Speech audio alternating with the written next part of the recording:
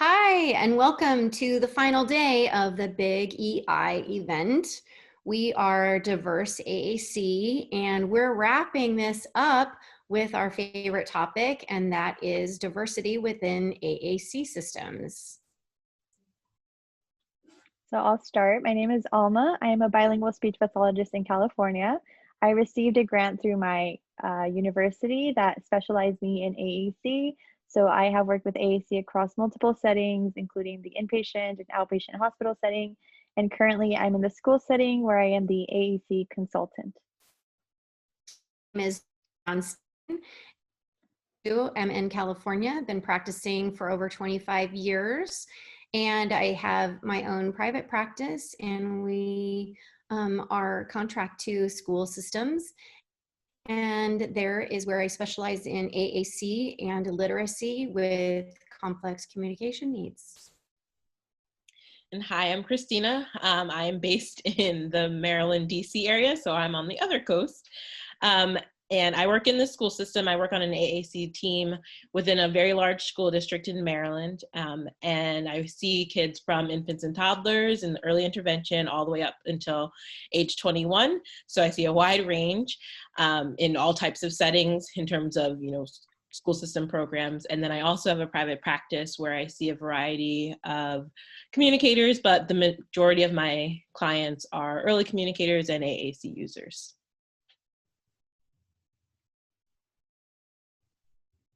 Oh, sorry. So our talking points for today, we're going to start off with discussing the need for diverse representation within AAC systems, as well as just talking about what AAC is. We're going to be talking about what is currently available in a lot of the common AAC apps, and then we're going to close with talking about what we hope and dream for the future of AAC, especially in terms of representation and diversity. So what is AAC? It stands for Augmentative and Alternative Communication. And here's a definition provided by an international organization that is geared towards AAC called ISIC. And it talks about how that AAC is a set of tools and strategies and systems that all serve to augment verbal speech, augment and support verbal speech.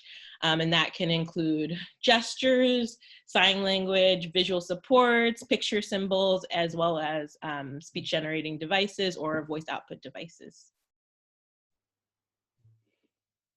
For those of us that are visual learners, here a visual gives you an overview of what AAC systems include, and that is what Christina was just saying. Is it starts with unaided systems, which don't require any additional tools, and that would be what our early communicators would use as soon as birth, and that's body language and eye gaze and gestures up to sign language. And now and then we differentiate that from aided language. And this does require a tool, and it can be both low tech and high tech. So low tech also is anything that can be a photo board, a visual schedule from PECs or a pod system to an actual high tech device, which is considered typically a dedicated device, a speech generating device, that can be accessed on an iPad as well. So there's many types of AAC and for all different types of users. So currently, as you see on the left-hand side, these are a few of the most commonly used apps, the icons that are provided. And as you can see, they're not very diverse, and our hope for the future is that AAC users are able to be and feel represented in their icons. So that would be, or not just the icons, so their dialect is included, their language is included, their appearance if they wear glasses. These are all things that currently are not available, or if they are, the SLP has to go in and make edits to, and we're hoping that in the future, these are extra steps and hours of work that SLPs won't have to do, and that it'll come just preset on an iPad or a speech generating device.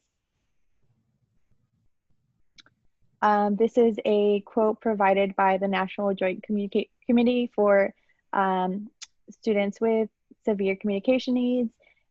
Basically, they have a right to clear, meaningful, and culturally linguistic appropriate communications, and it is their right that they feel seen in their use of AAC. And this is something that is shared commonly in the AAC world in terms of a communicator's Bill of Rights. They have a right to be offered choices, to learn about themselves, to be communicated with in a dignified manner. And this also would include having their culture and their heritage be present in their AAC systems. So a lot of times we hear it's just a myth that if you introduce AAC at an early age, then it will inhibit their ability to expand their verbal communication. And there's actually research that proves just the opposite of that, that AAC actually helps to improve verbal speech, even without any speech therapy. So without any SLP therapy needed, an AAC system, any form of AAC improves their verbal speech. And so the bottom line is, don't wait. We're not waiting. And so you'll see in the next slide that kids typically will start as parents and caregivers will start signing as early as 8 to 12 months. And so that can help bring about that verbal speech and that communication, because that is a form of communication. It's a form of AAC.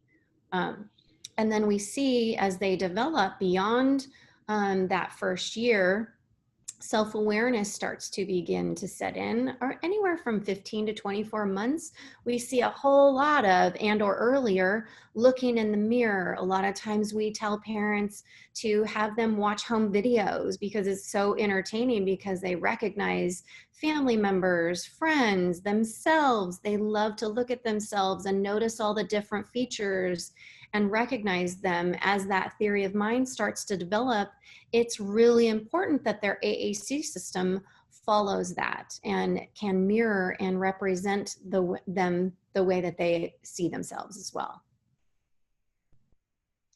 So another commonly shared myth about AAC is that children struggle learning one. If they struggle learning one language, they're going to struggle learning two. And that is simply not true. In fact, AAC in a lot of ways can aid the second acquisition of a language. And in terms of which words to program on a device, the most commonly researched method is using core vocabulary, and core vocabulary is using icons that are commonly used by that age group. So the words like me or want are all examples of core vocabulary. And when we're thinking about multilingualism, it's important that we include core vocabulary in both languages. That we also include the parents in training them, not just how to use a device if that's what they are using, but teaching them how to model words with role playing and video review, and explicitly training them.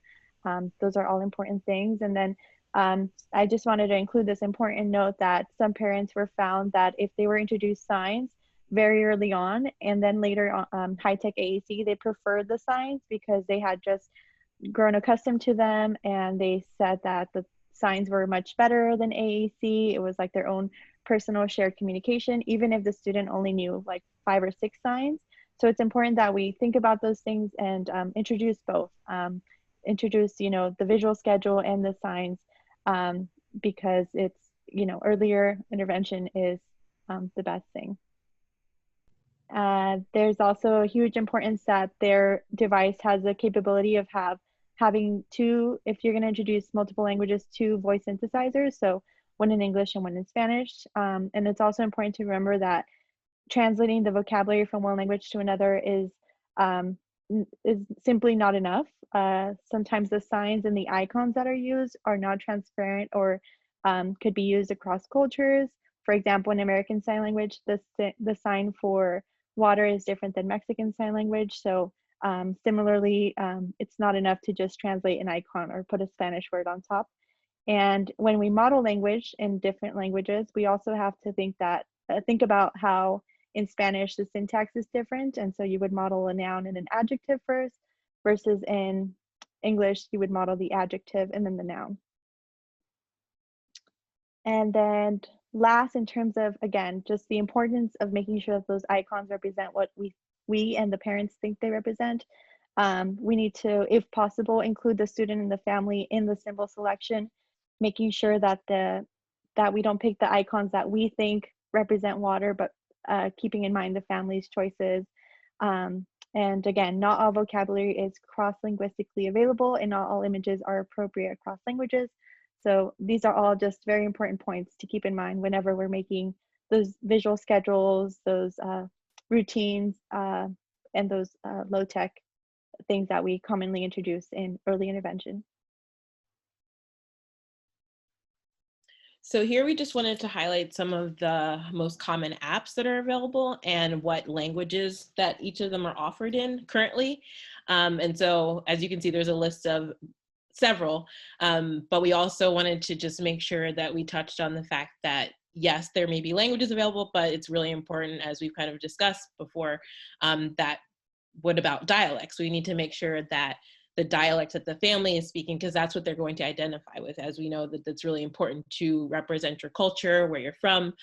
So it's not just enough to have something translated or to have just, you know, one type of even English available, that you need to have multiple dialects of English, Spanish, or whatever language that the child or the AAC user is using.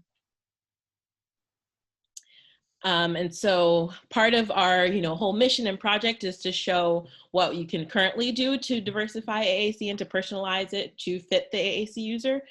So what we have available on our YouTube channel and on our Instagram are some workarounds that we are still developing. So we're building up and to add more and more over time.